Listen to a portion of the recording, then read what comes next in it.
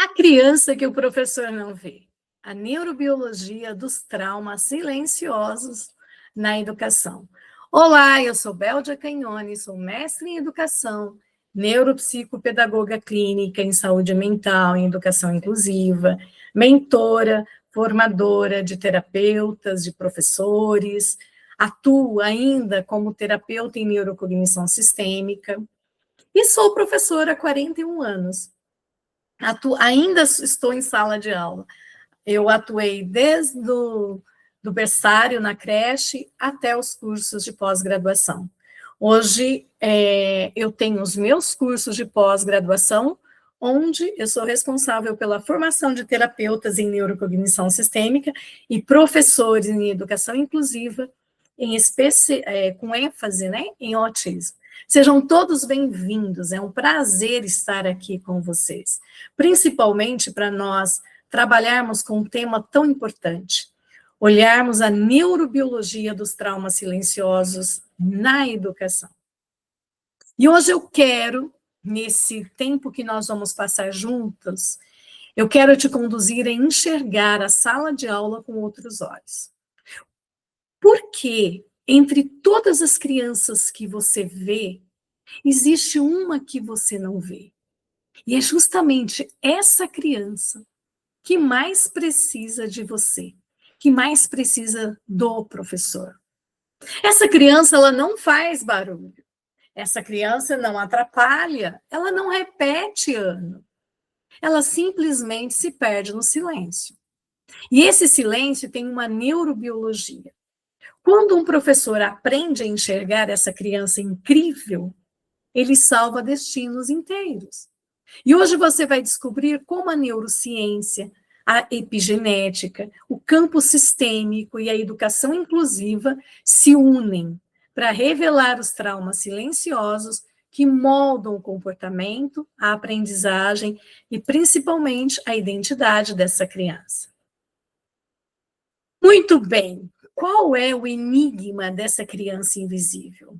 Quem é essa criança invisível? Quais são os perfis mais silenciosos que nós encontramos na escola?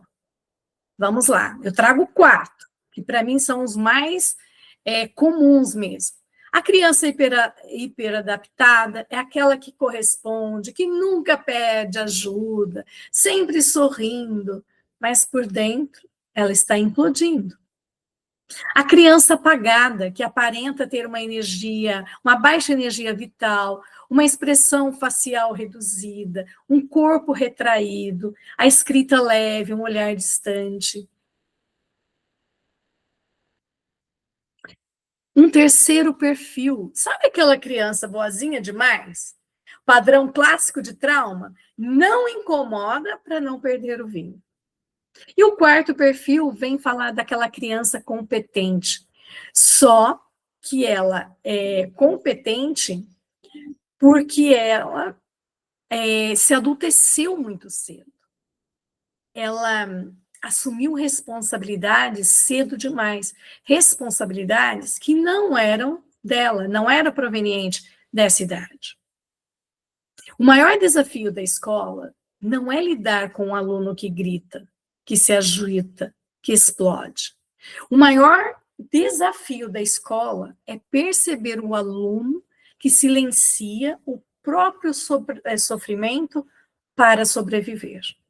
E aqui, meus queridos, é o nosso ponto-chave. Esses 4 perfis não são personalidades, são respostas neurobiológicas à falta de segurança, de pertencimento e até de regulação. Ou seja, essas crianças são adaptações, não são escolhas. E quando o professor consegue ter essa compreensão, ele sai da lógica do julgamento para vir para a lógica da compreensão pedagógica profunda. Nós vamos agora olhar para cada um tipo desses perfis de uma forma mais ampla. Vamos voltar lá na criança adaptada, aquela criança que faz tudo certo para não ser percebida. Só que o que nós não vemos? Essa criança, esse aluno, não pede ajuda porque o seu cérebro aprendeu muito cedo que pedir implica risco. Quais os riscos? Risco de rejeição, risco de punição, risco de desapontar alguém, risco de perder o vínculo com a figura cuidadora. Essa criança tem um córtex pré-frontal, essa região aqui toda, extremamente ativo para controle, mas tem um sistema límbico em alerta silencioso. Quais são as marcas neurobiológicas que essas crianças vão apresentar? Hiperativação de redes de conformidade social, supressão da ínsula, não percebe as necessidades internas. Perfil de default response, ou seja, responde agradando para manter segurança. Como que nós vamos enxergá-las na sala de aula? Quais são os sinais que elas vão nos dar? Copia muito rápido, mas não processa profundamente. Responde educadamente, mas não sustenta conversas autorais. Evita desafios que possam revelar falhas. Sorri, mesmo quando está confusa. Quando o aluno nunca erra, o problema não é a performance, é a ausência de segurança para existir. Temos também a criança apagada. A luz está fraquinha por economia de energia emocional. O que a gente não vê atrás desse comportamento? Essa criança, ela não está desmotivada. Ela está economizando energia psíquica porque o cérebro dela está em modo de sobrevivência. Então, essa criança, ela vai apresentar as marcas neurobiológicas, o menor tônus vagal, baixa vitalidade corporal, hipoativação do sistema dopaminérgico, pouca busca exploratória, escrita leve por baixa propriocepção ou dissociação leve, olhar distante como um mecanismo de autoproteção.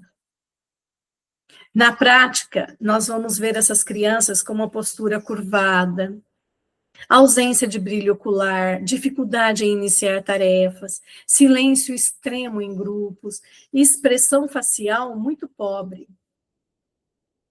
A criança apagada, ela não está desinteressada. Ela está desconectada do próprio corpo. A aprendizagem não chega porque o corpo não está lá. Em educação inclusiva, esta criança frequentemente é confundida com apatia, preguiça, desatenção, timidez, TDAH, depressão, dificuldade cognitiva, quando, na verdade, trata-se de um estado neurobiológico de baixa integração sensório-emocional. Temos a criança boazinha demais, aquela criança, aquele aluno que aprendeu a existir, apenas sem causar impacto. O que nós não enxergamos? Essa criança interpreta a manutenção do vínculo como algo dependente de não dar trabalho. Porque ela vai desenvolver um comportamento de autocancelamento para evitar rejeição, para evitar abandono, crítica, comparações com irmãos, conflitos familiares. Ela nos deixa marcas neurobiológicas como predominância do default response, supressão de expressão emocional, hipervigilância social silenciosa, baixa ativação de áreas ligadas à autoeficácia. E na sala de aula, essa criança, esse aluno, devolve todo o afeto em forma de submissão. Não reivindica direitos, evita conflitos com colegas, aceita regras injustas, não denuncia violência doméstica e aceita sempre o lugar de último plano. Aí nós vamos ter a criança boazinha demais. E a criança boazinha demais não é disciplinada. Ela é condicionada a não existir. Esse perfil é um dos mais perigosos dentro da inclusão, porque ele não gera sinais de alerta externo, mas ele carrega uma ruptura de identidade, uma baixa autoestima, um risco elevado de relações abusivas na vida adulta. E a criança que adulteceu muito cedo? Se tornou competente de forma precoce, virou adulta cedo demais para manter a própria casa em pé. Nós não vemos essa criança, o que ela está nos trazendo. Essa criança aprendeu que para o sistema familiar não colapsar, ela precisava cuidar dos irmãos, regular as emoções da mamãe, ser o suporte emocional da casa, assumir responsabilidades adultas. Ela cresceu rápido demais. E pagar essa conta na vida escolar é inevitável. Quais são as marcas neurobiológicas que ela vai apresentar? Hipercrescimento do cérebro executivo, hiperresponsabilização, uma sensação interna de dívida, autocontrole, baixa espontaneidade, uma dopamina associada a desempenho e não ao prazer. Os sinais pedagógicos que nós vamos enxergar são aquelas crianças que organizam tudo, ajuda o professor, cuida dos colegas, faz mais do que o solicitado, aceita funções que a sobrecarregam e entra em exaustão silenciosa. E quando essa criança parece muito madura, talvez ela não tenha tido permissão para ser criança. Então, esse aluno tem grande risco de ter exaustão emocional, ansiedade funcional, falhas na autorregulação, perfeccionismo extremo, dificuldade de pedir ajuda, uma sensação crônica de inadequação. Agora, nós precisamos entender que para a nossa educação inclusiva, nós precisamos de uma grande virada. E essa grande virada vem da compreensão que esses 4 perfis não são problemas da criança, são mensagens do sistema.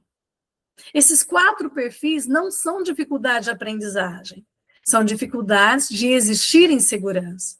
Esses 4 perfis não se resolvem com metodologia, mas elas se transformam com regulação emocional, previsibilidade, vínculo seguro, leitura sensorial do comportamento, práticas inclusivas baseadas em neurobiologia, olhar sistêmico sobre o pertencimento. O silêncio de uma criança nunca é vazio, nunca. É o lugar onde ela esconde aquilo que não tem permissão para sentir. E a escola só é inclusiva quando o professor aprender a ouvir esse silêncio. O trauma não é o que aconteceu.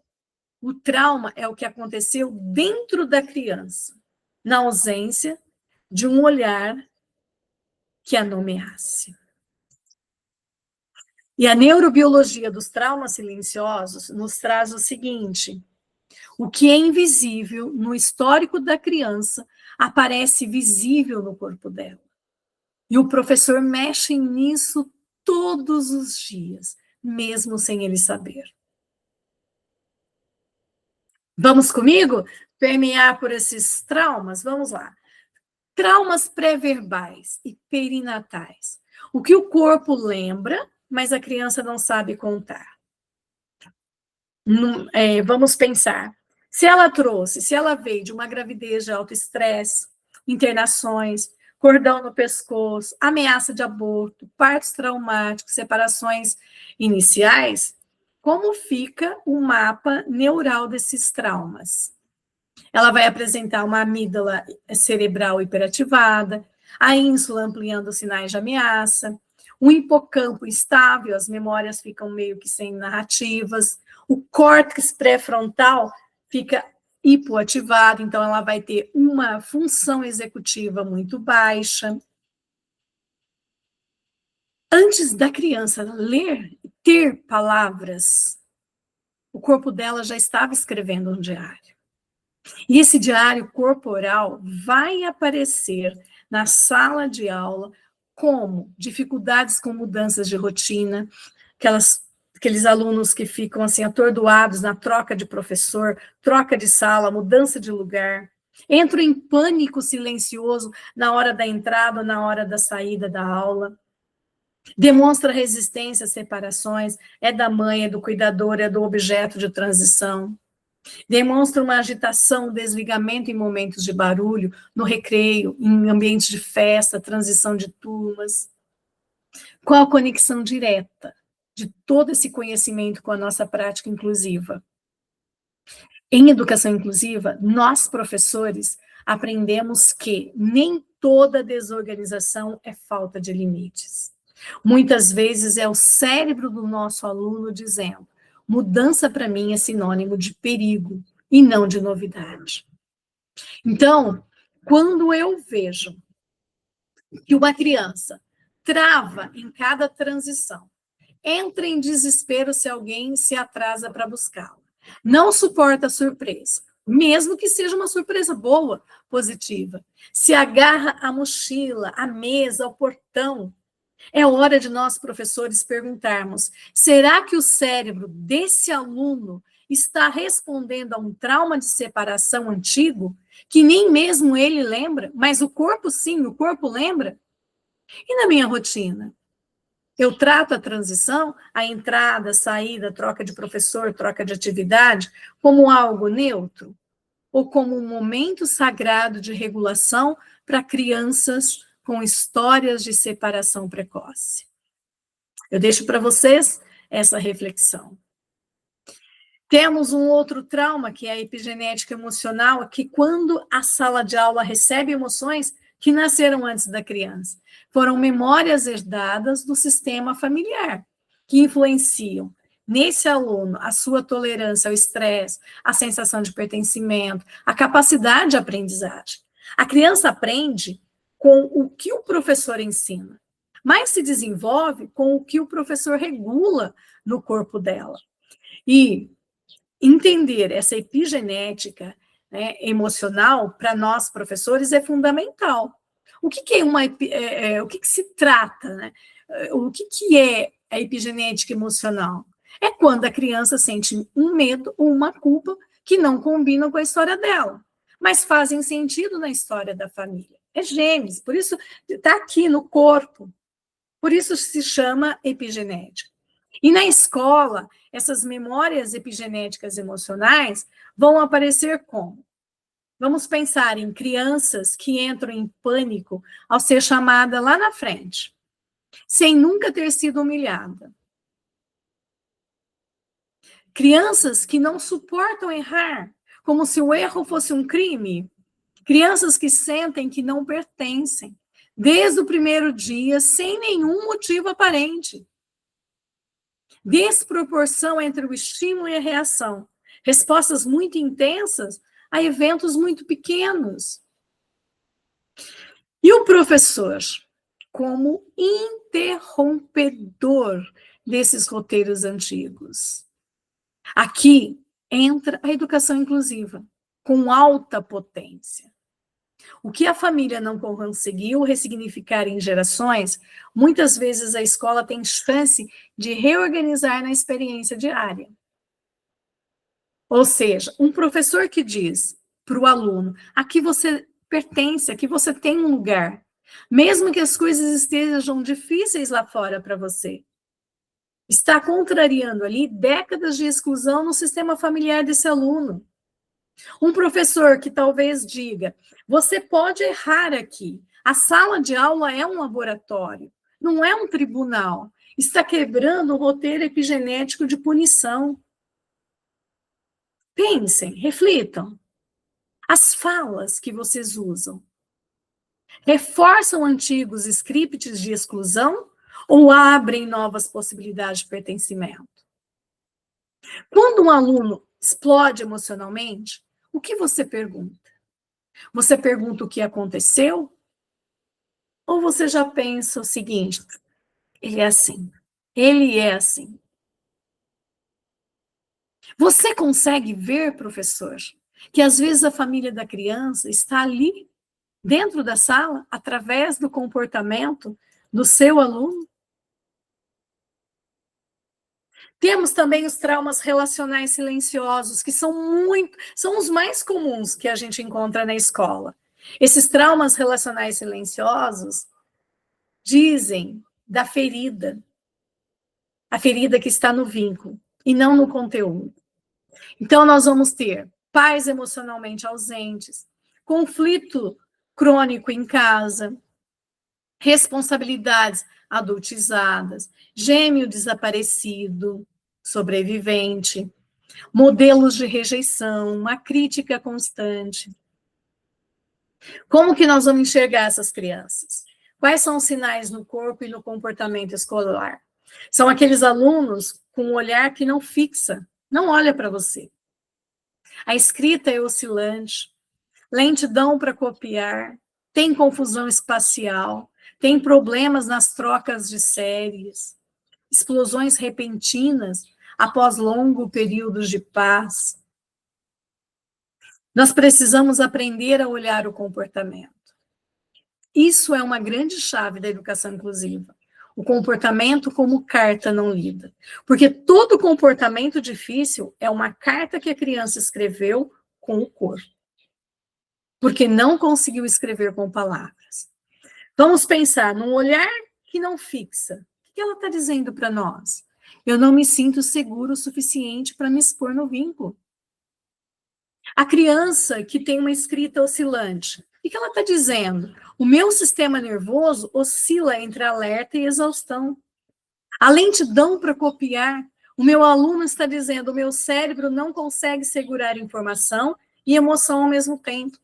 Essas explosões repentinas, o que o aluno está dizendo? Eu aguentei até onde deu. Depois disso, o meu corpo assumiu o comando. Professor, você que se cobra, tenta entender isso. Não é que o aluno tem resistência à cópia.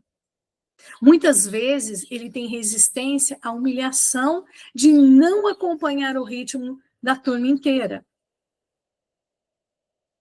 Não é preguiça, não é má vontade. Nós precisamos sair dessa leitura moral e ir para uma leitura neurorrelacional.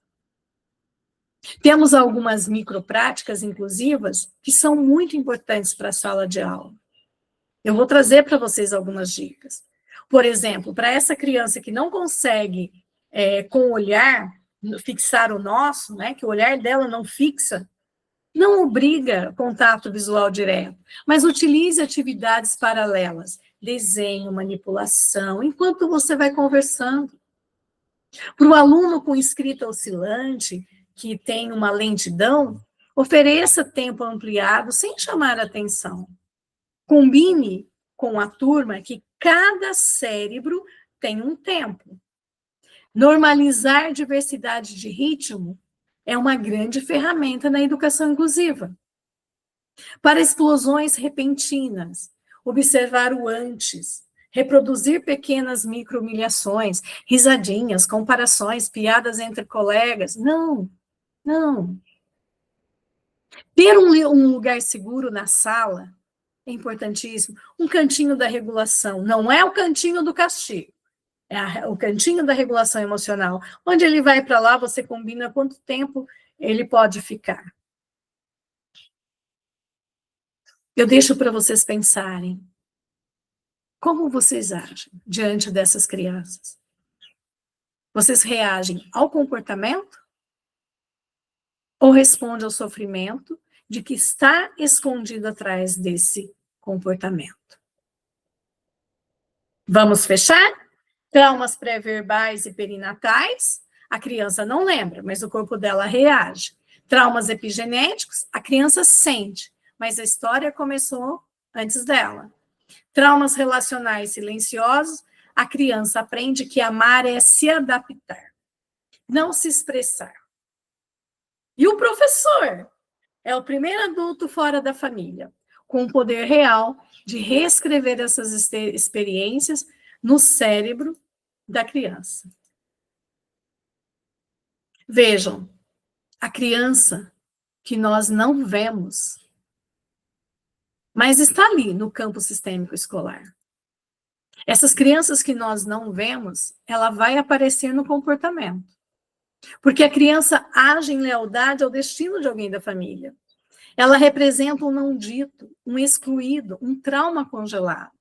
Ela carrega a função de estabilizar um sistema inteiro. Por exemplo, a criança que não fala pode estar representando quem não pode falar, porque é genes, é genético, é epigenética. A criança que nunca erra pode estar representando quem não pôde falhar. A criança que protege a mãe não consegue aprender porque o seu cérebro está em vigilância. E quando o professor não vê a criança oculta, ele ensina para o aluno, mas não alcança o ser humano. A criança não, desculpem. A escola não recebe apenas a criança, mas ela recebe as histórias que essa criança já viveu. E a criança silenciosa costuma ser a porta-voz daquilo que a família não conseguiu elaborar.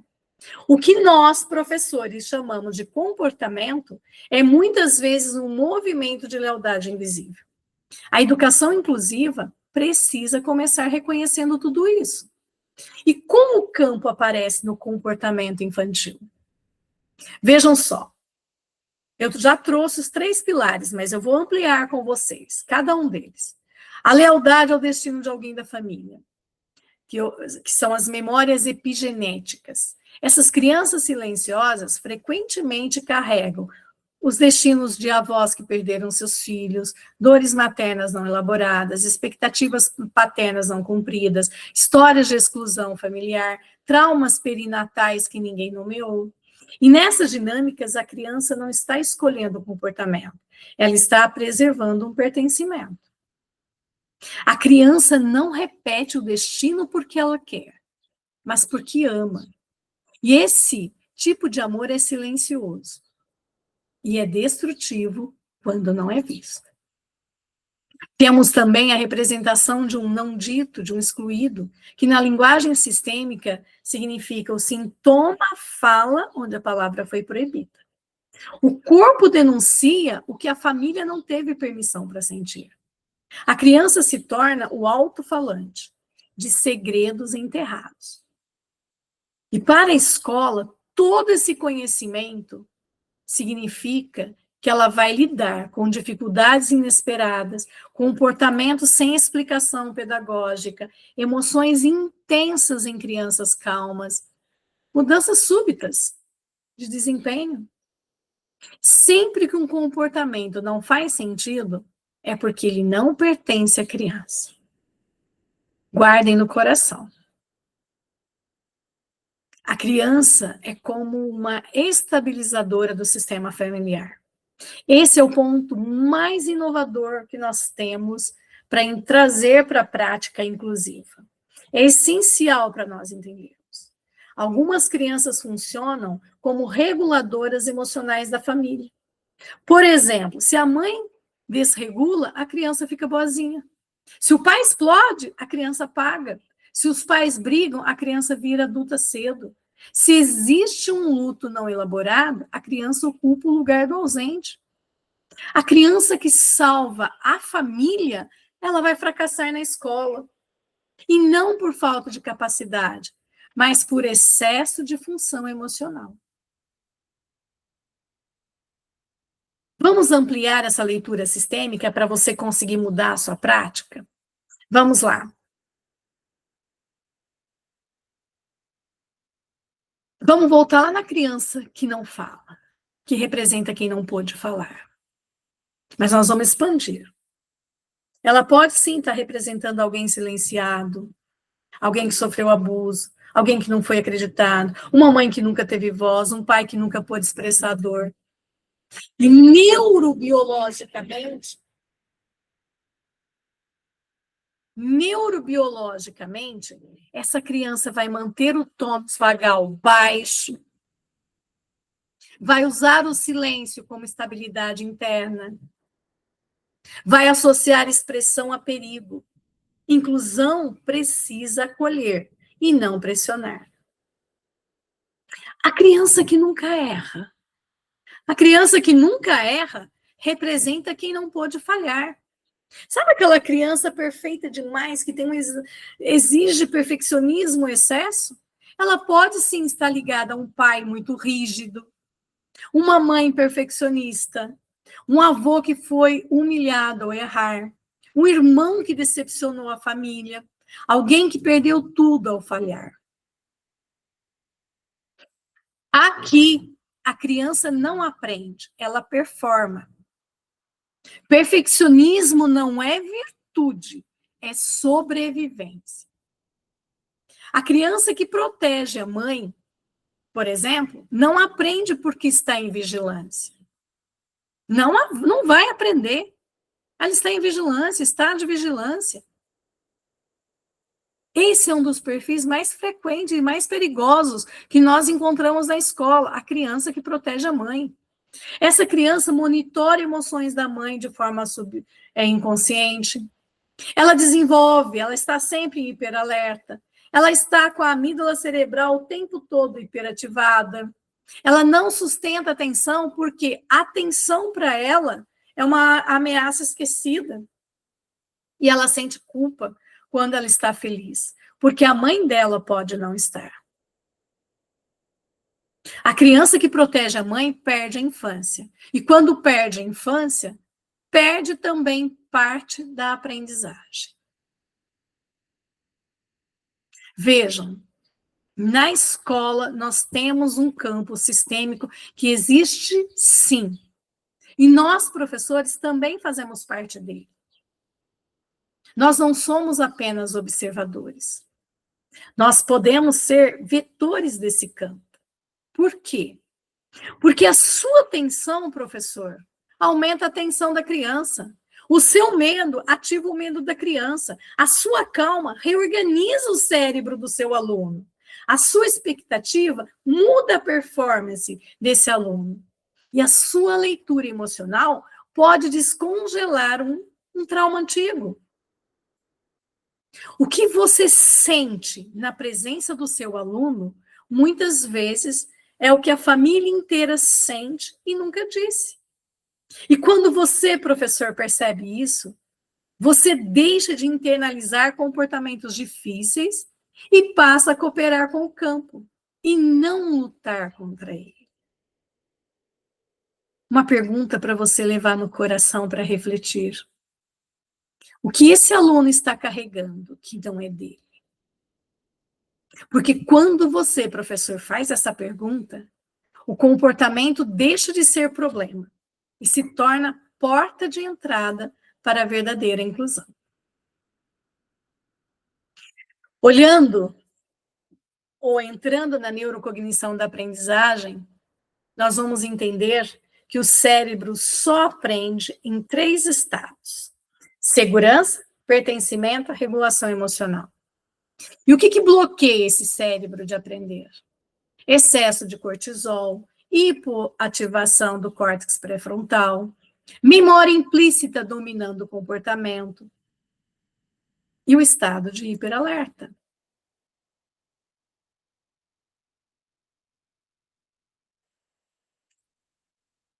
Antes de ensinar a matéria, você, professor, ensina estados do cérebro.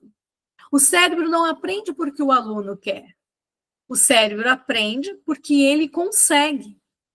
E ele só consegue quando esses 3 pilares estão presentes, que é a segurança, o pertencimento e a regulação emocional.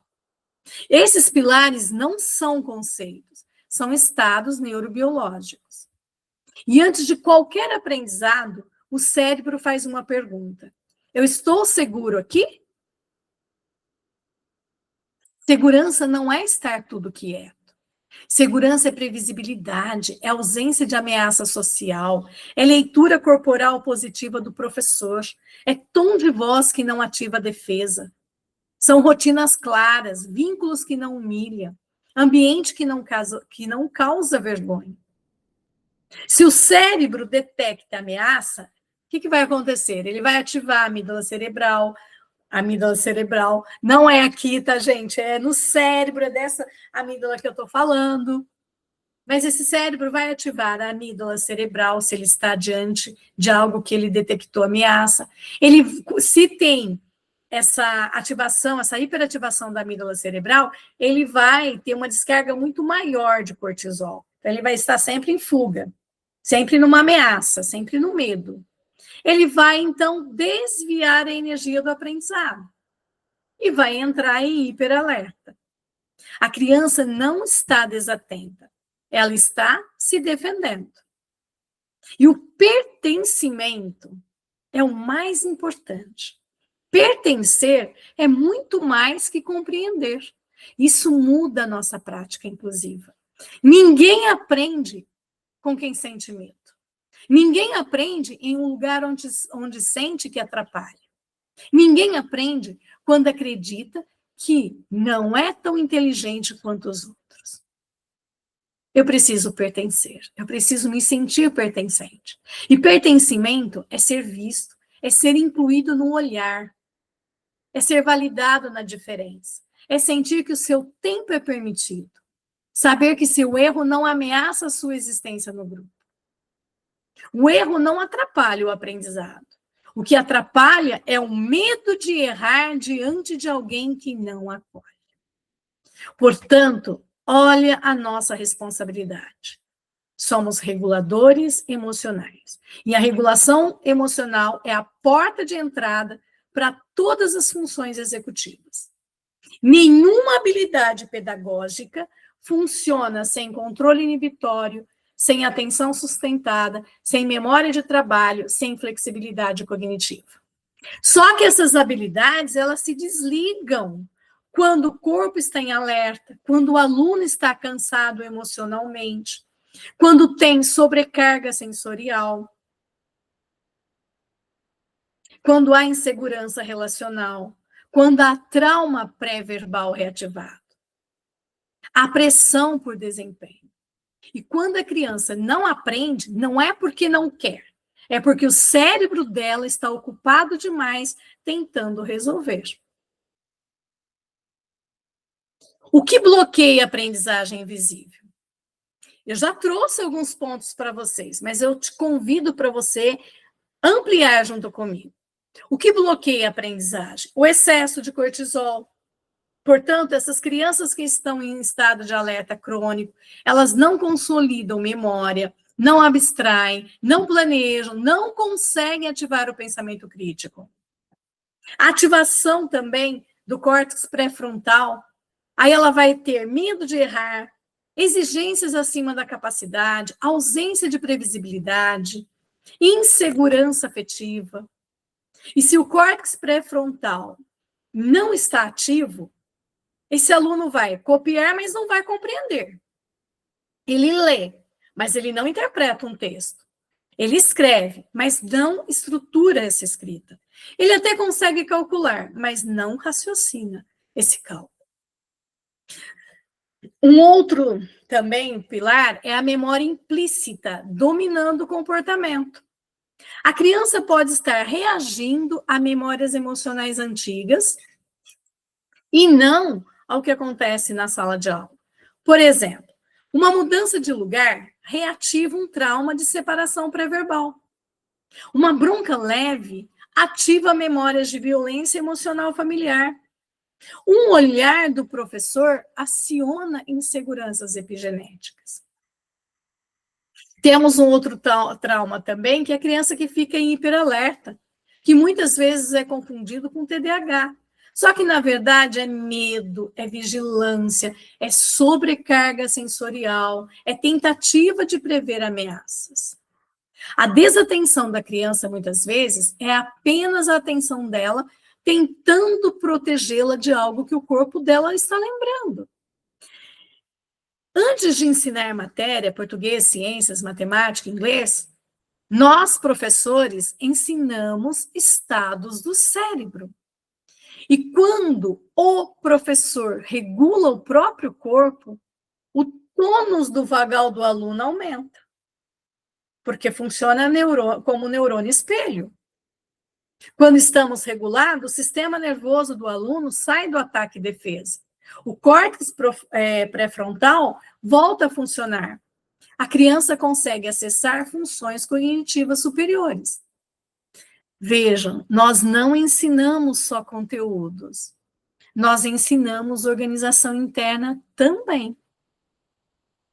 Eu vou deixar aqui algumas microintervenções neurocognitivas que podem mudar o olhar, a prática de vocês. Comecem com um tom de voz seguro, porque o cérebro lê o tom antes de ler as palavras. Então, um tom agressivo ativa a defesa, um tom neutro ativa a confiança, e um tom caloroso reduz o cortisol. Nomear emoções, porque a neurociência é clara, nomear é regular. Então, quando o professor diz, eu percebo que você está frustrado, acredito que isso te deixou confuso, está difícil, mas estamos juntos. Ele está integrando o cérebro da criança. A previsibilidade da rotina. Para o cérebro traumatizado, previsibilidade significa segurança. Imprevisibilidade, ele lê como ameaça. Rituais internos de conexão, 30 segundos antes da aula. Um mantra da turma, uma respiração conjunta, um pequeno círculo de presença. São pequenos rituais que criam sincronização neural e reduzem dispersão. Um acolhimento de 30 segundos. A ciência mostra que bastam 20 a 30 segundos de presença autêntica para reorganizar o sistema nervoso de uma criança. Um olhar, eu te vejo, um bom dia, mas dito de verdade. Isso muda a aprendizagem. Uma outra microintervenção são pausas regulatórias. O cérebro aprende melhor em ciclos, não em linha reta. Então, uma pausa de 30 a 60 segundos vai reduzir estresse, vai aumentar a consolidação de memória, vai reduzir erros, vai melhorar a autorregulação. A criança não precisa de um professor perfeito, ela precisa de um professor regulado, porque um professor regulado transforma cérebros, e cérebros regulados transformam destinos. Como professor, como você, professor, pode enxergar o que ninguém vê? Vou trazer para você um checklist dos sinais invisíveis, para transformá-lo num instrumento de observação. Observação. Faz parte do meu método 360, que eu criei para ajudar os professores. É uma leitura integrada do corpo, escrita, emoção e sobrevivência. A criança fala o tempo todo, mesmo em silêncio. E quem não aprendeu a ler é o adulto. Então, vamos olhar como um leitor profundo do comportamento humano, indo além do invisível. Então, pense na leitura, na linguagem corporal, porque o nosso corpo e o corpo do nosso aluno está contando história. Conta a história que o aluno não soube narrar. Ombros retraídos indica submissão, medo de avaliação, carga emocional pesada. Como nós podemos trazê-lo para uma leitura inovadora? Nós já entendemos que ali tem um trauma pré-verbal, tem expectativas excessivas, tem vergonha corporal, pode ter uma lealdade a um adulto triste, porque a criança encolhe para não ocupar espaço. As crianças que têm aqui os pés apontados para a saída, é um indicador neurobiológico de fuga emocional. Que leitura nós vamos fazer? Que leitura inovadora nós podemos fazer para a gente mudar o que a gente julga, pensa em relação a esse aluno? Olha, o corpo está dizendo, eu não posso estar inteiro aqui. Eu preciso estar atento a outro lugar. Então, ele vai apresentar hiperalerta, responsabilidade adultizada, medo de separação, vigilância interna, porque ele precisa, lembra, monitorar a mamãe, o papai, a casa, os irmãos. A criança que não consegue ter o olhar fixo, nem que se for 2 segundos, ela não é desinteressada. O não olhar nos nossos olhos não é desinteresse, é proteção. E qual a leitura que nós temos que aprender a fazer? O cérebro interpreta o contato visual como ameaça, vulnerabilidade, risco emocional e ativação de memórias implícitas. Nunca interpretar como falta de educação. Esse comportamento é altamente presente em crianças com vivências pré-verbais difíceis, históricos de rejeição, vergonha identitária, conflitos familiares, TDAH com hiperalerta. Uma outra criança invisível que mostra traumas invisíveis, sinais de escrita. A escrita é um eletrocardiograma emocional do nosso aluno. Letras pequenas demais representam uma criança tentando desaparecer, reduzir impacto, ocupar menos espaço. Qual leitura que nós podemos fazer para entendê-la? Baixíssima autoexpressão, tem medo de errar, tem um traço de lealdade sistêmica, eu não posso ser maior que. Lapsos frequentes que a gente vai ver indicam uma mente que não sustenta a presença. Como podemos ampliar essa leitura? Entendendo que ali tem uma dissociação leve, exaustão emocional, sobrecarga sensorial, interrupções do fluxo executivo por hipervigilância. Desenho sem energia. Desenho é linguagem simbólica da psique. Na leitura avançada, nós vamos ter um tônus vital reduzido, um bloqueio criativo por medo, uma tristeza profunda, uma ruptura do vínculo com a própria infância, ausência de pertencimento. Quando o desenho perde cor, a criança perdeu permissão de sentir. A relação com o erro é um outro ponto que nós precisamos aprender a ler de forma diferente. Porque o erro revela a relação da criança com o mundo, e não com aquela tarefa que ela está fazendo. Medo do erro é medo de punição emocional, não da nota. E nós ampliamos a nossa leitura. Nós vamos entender que ali tem vergonha como base relacional, tem pressão familiar, tem trauma de humilhação, tem lealdades ancestrais que não puderam falhar. A paralisação, que é uma reação do sistema nervoso, não é preguiça. Ampliando a nossa leitura, nós vamos entender que esse aluno está no estado freeze. Tem um colapso da função executiva, tem uma saturação do circuito amígdala hipocampo, tem uma experiência interna de ameaça. Aquela criança que justifica demais, está indicando medo de perder vínculo. Qual a leitura que nós precisamos avançar? Entender que ali tem defesa contra a rejeição, tem necessidade de aprovação, tem hiperadaptação, tem culpa internalizada, tem sensação de inadequação. Quando a criança justifica, ela não está explicando o erro, ela está negociando o direito de continuar pertencendo.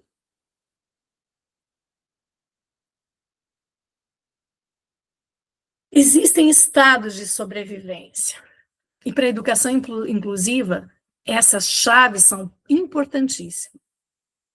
Nós temos 4 estados de sobrevivência. O fall, que é a criança que agrada. Sabe aquela criança que é sempre gentil, sempre boazinha, sempre correta? Ali, nós temos autopreservação, medo de perder o vínculo, condicionamento ao afeto condicionado, trauma relacional invisível.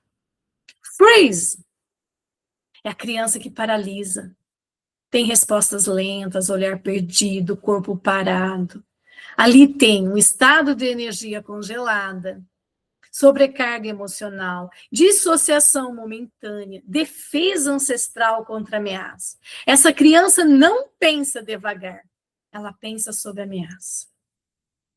Fly, a criança que evita, ela foge de tarefas, ela dispersa, ela muda de assunto, ela não fixa o olhar.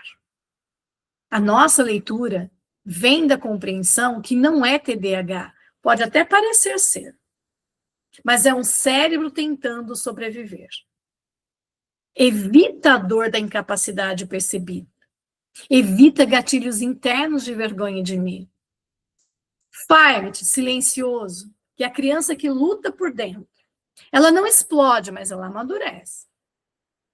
Qual a leitura que nós vamos fazer? Ali tem tensão mandibular, rigidez corporal, irritabilidade silenciosa, resistência passiva, defesa contra a vulnerabilidade. Essa criança é frequentemente confundida com preguiçosa, mal-humorada, indiferente, quando, na verdade, ela está segurando o mundo com o próprio corpo. E o professor que aprende a ler o invisível, nunca mais ele interpreta comportamento como problema, mas como pedido. E muitas vezes como pedido de socorro. E eu trago essas 3 questões para vocês levarem no coração, refletirem. O que essa criança, o que esse aluno está tentando preservar? Para quem esse aluno está olhando dentro do sistema? O que esse aluno precisou silenciar para sobreviver?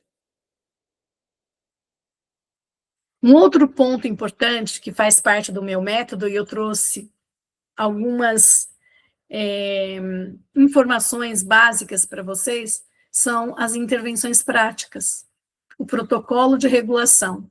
Como vocês podem ajudar essa criança invisível? Porque você sabe, professor, que você é o primeiro regulador emocional da sala. E antes de qualquer metodologia, existe um campo emocional sendo criado ali. Esse protocolo 3x1 é a base, mas o que vem abaixo é o que leva essa prática a um nível de você mudar a sua consciência. Então, vamos lá. Primeiro passo, regule o ambiente. Eu já falei aqui, o cérebro só aprende quando o ambiente é seguro, quando o ambiente permite. A criança invisível, ela está sempre escaneando o ambiente em busca de sinais de perigo. Isso é neurobiologia, não é comportamento só. E a postura do professor? Se ele tem uma postura aberta, ele vai ativar a confiança. Mas se ele tem uma postura rígida, ele vai ativar a defesa. A postura do adulto é a primeira aula do dia. Quais são os pequenos ajustes que nós podemos fazer? Mãos visíveis, ombros relaxados, corpo inclinado levemente para frente ao acolher. Caminhar lento, previsível. O tom de voz regulado, porque o cérebro do nosso aluno lê o tom antes de entender a palavra. Tom de voz muito alto, ameaça. Tom de voz muito rápido, leva esse aluno à ansiedade. Tom de voz muito duro, leva esse aluno a sentir vergonha.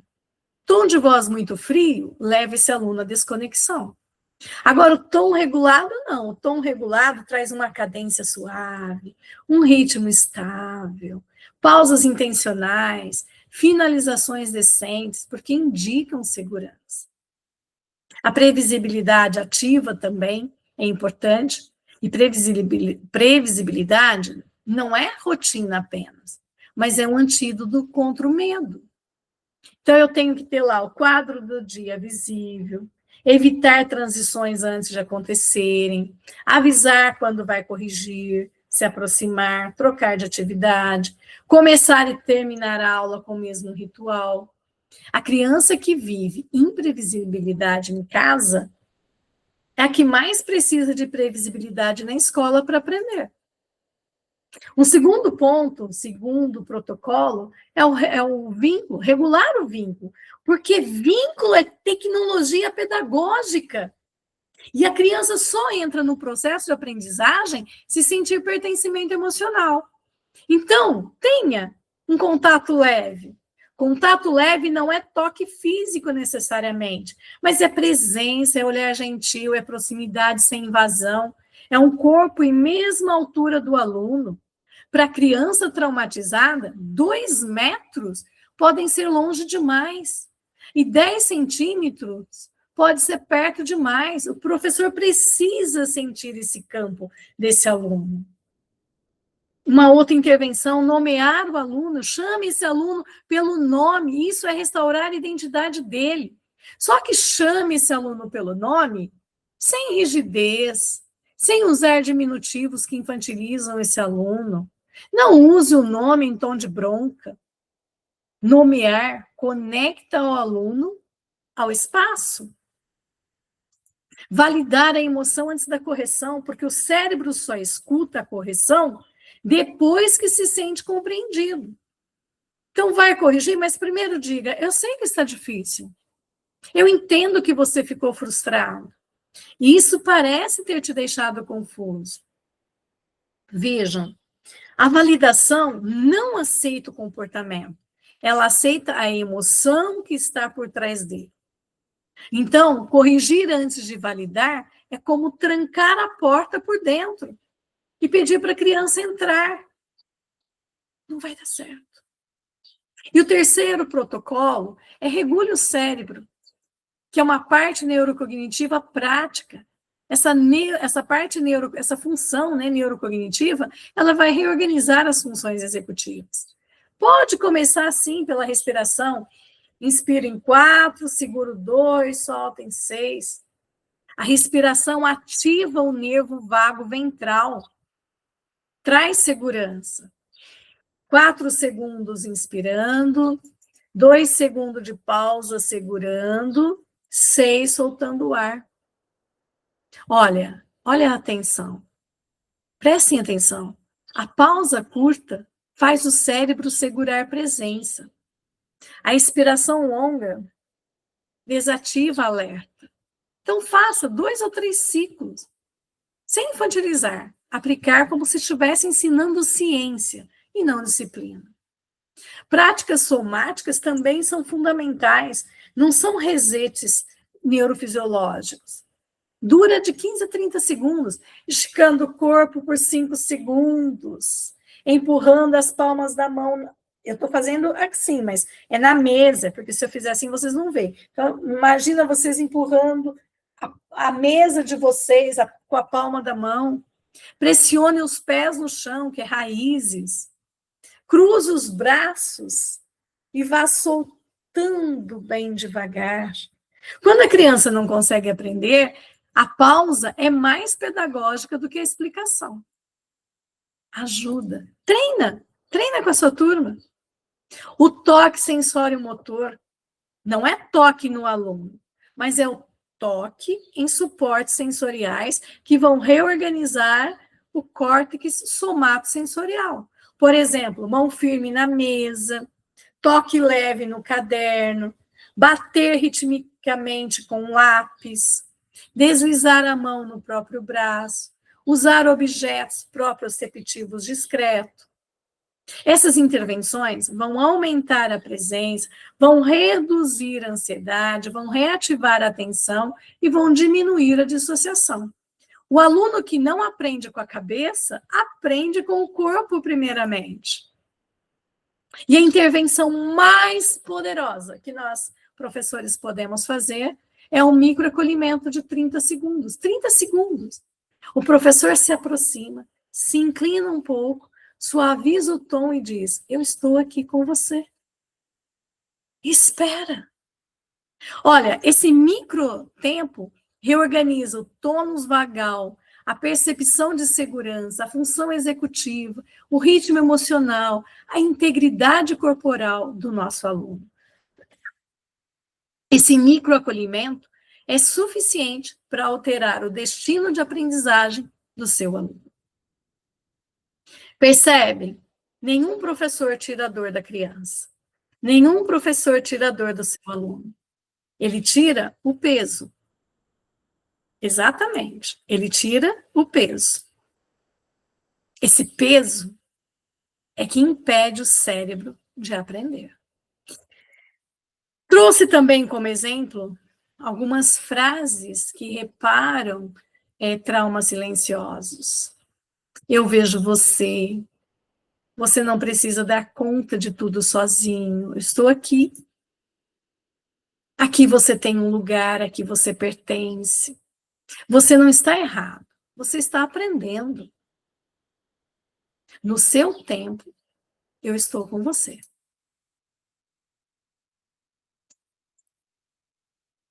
Muda, não muda? Professores são escultores de destinos.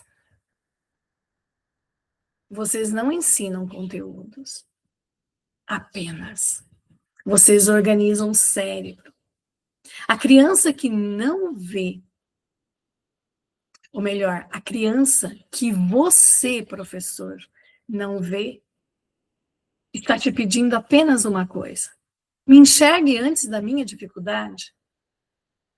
Quando um professor aprende a ler o corpo, o silêncio e os microgestos, ele deixa de ser apenas um transmissor de conteúdo e se torna um reorganizador neural, um restaurador de pertencimento, um guardião da vida que chega pela criança. E é isso que a nova era da educação exige, principalmente a inclusiva. Professores que vêm além, professores que sentem o campo, professores que transformam consciência, afeto e, principalmente, com presença.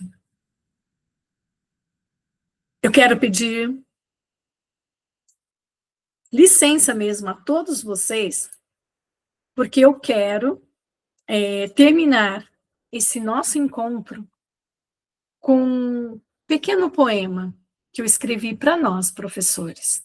É um manifesto do professor que enxerga o invisível. Eu sou o professor que enxerga o que não é dito. Eu sou o educador que lê silêncios, gestos, posturas, pequenos desvios de olhar. Eu compreendo que toda criança carrega histórias que antecedem a sua voz. E algumas feridas começam antes mesmo da primeira respiração. Eu reconheço que o comportamento nunca é problema. Comportamento é uma mensagem. É uma carta escrita pelo corpo, quando a palavra falha. É um pedido de ajuda que chega disfarçado de timidez, agitação, lentidão, perfeccionismo ou boa cidadã. Eu sei que existem crianças que se escondem para sobreviver. Crianças hiperadaptadas que sorriem para não perder amor. Crianças apagadas que economizam energia emocional para suportar o mundo. Crianças boazinhas demais, treinadas para não existir. Crianças competentes, precoces, que crescem antes do tempo.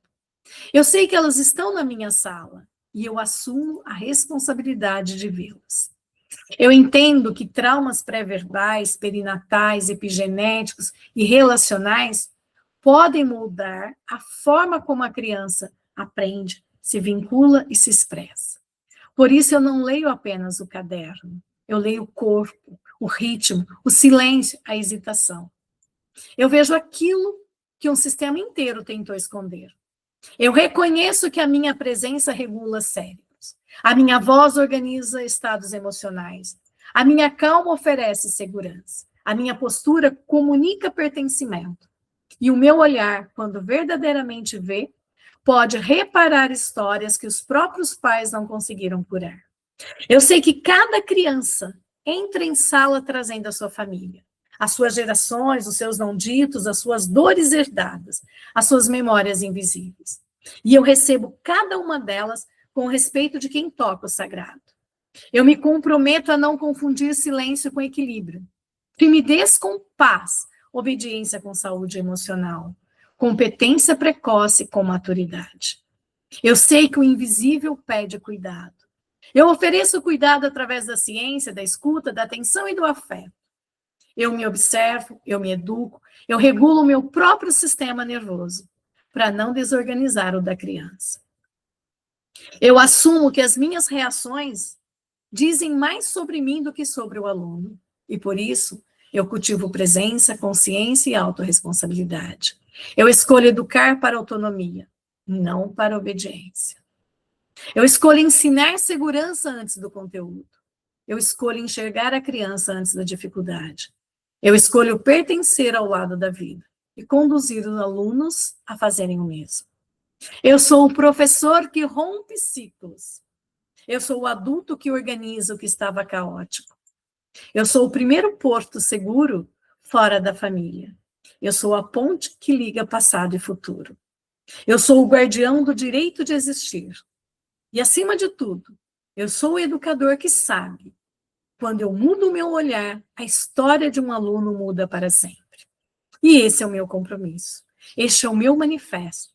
E esta é a educação que eu escolho construir todos os dias, de uma criança, de um aluno, de cada vez. Obrigada pela presença de vocês. Até mais.